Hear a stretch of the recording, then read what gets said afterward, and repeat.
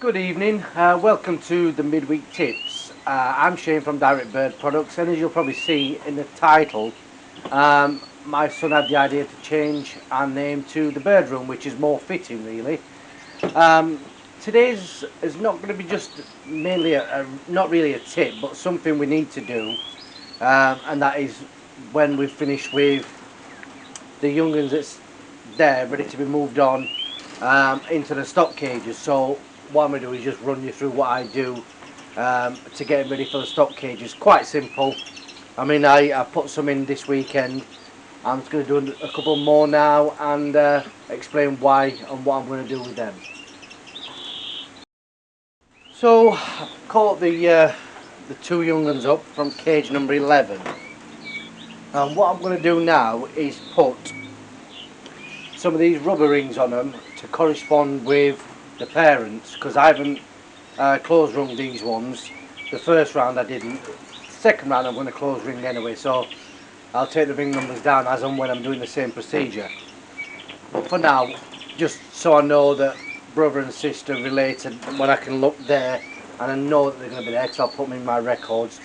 So I'm going to put one of these green rings on, and it's so simple, no harm to the birds whatsoever.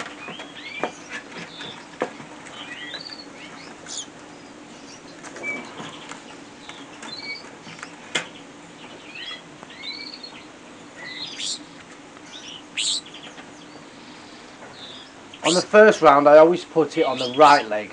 I think this one's going to be an bird because she's not shutting up. Typical type of woman thing. Hey! So anyway, you put the whole leg in there. That's simple, and slide it on. It can't be any simpler than that. You be quiet. Go on. So that's one of them.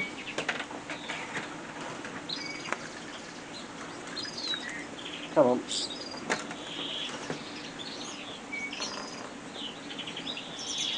And the same again, because we've got this, there's obviously various colours on there. The first lot I put in had red split rings on, or red rubber rings on. Now these are going to be green.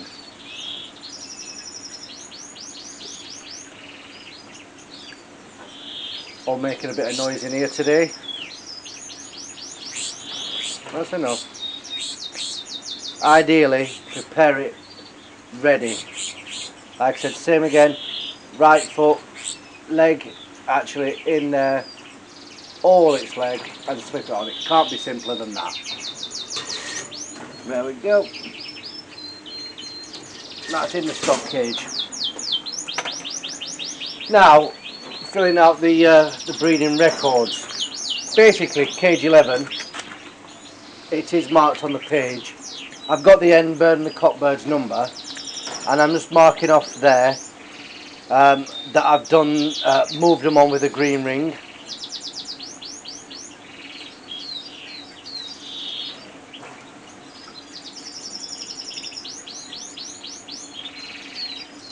And that's it, as simple as that. If you are wanting any of these breeding records, these are from Nelson Rattle. It can be found on Facebook, or just send me a message and I'll put you in the right direction. So that's obviously as simple as it is, moving them. Now, they'll be getting the same soak seed and egg food as what I've already given them. But it's like I've said before, I like to give them something a bit more finer, and just to give them some type of treats. And this is Fonio Paddy, so I'll offer 2 finger drawers full of that.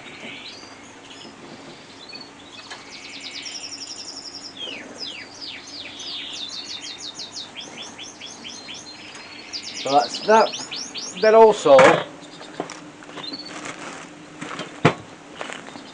Pygmea Green. Now there'll be a lot of people out there probably say you don't need to spend this type of money on this type of stuff, because the reason I have this type of stuff, I gave it to my siskins, red poles and the British birds, but canaries are no different. They don't need as much goodness as what obviously British birds do, but on the other hand, I've got it, why can't the canaries have it? So I also give them 2 finger drawers of that. bear in mind this is not every day. If anything, I would say twice a week. It's just a finer seed, it's like a grass seed. And like I said, they are getting the standard mixers, egg food, soap seed, and spinach, dandelions, all that type of stuff. Now, because I've done that, the cages down here, which they were in, they've already been prepared for it. They was cleaned out at the weekend anyway, so they're nice and fresh now for round number 2, which is ironically due in 3 or 4 days time. So just perfectly in time, and I know that they're eating on their own.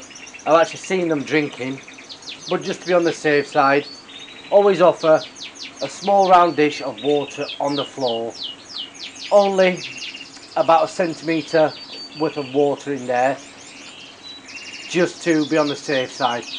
They might bath in it, but who cares, at least they're getting water into the system. But like I said, that's as simple as it is.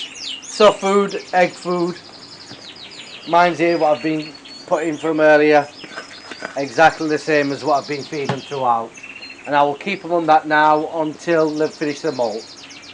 It is really that simple.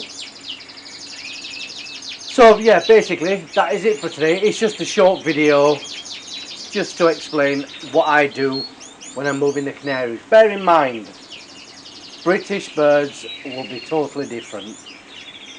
Wherever possible, I would leave the birds with the parents as long as possible, but obviously when it comes to it, like the bullfinches, very aggressive, the cockbirds very aggressive towards the chicks. But we'll cross that bridge when we get to it, and I will show you exactly how I do it. Anyway, that'll be it. Tune in Friday 7 o'clock. Some interesting developments, and I had a lovely phone call from the one and only Robert Oldknow, the son of Derek Oldknow. We had a long chat on the phone all the way from Australia, and very interesting conversation. So tune in Friday for a bit more information on that. But thanks for watching. If you haven't already, like and subscribe, hit the notification bell and that'll alert you when we do upload. At some point in the future we will be going to every 2 weeks. This is to help you guys, but on the other hand, you know, through breeding season, there's not much happen in the shed every 3 or 4 days. So I find it might be more interesting to move it every 2 weeks. On another note, on a Wednesday, if you guys like, we could do a questions and answer every couple of weeks, just to keep everyone in the loop with what's going on, and obviously answering the questions back. The feedback we've had from the questions and answer one we did last week is really positive, and it just tries to help everyone else out. Anyway, enjoy the rest of your Wednesday, and I will see you on Friday at 7 o'clock. Until then, have a good one.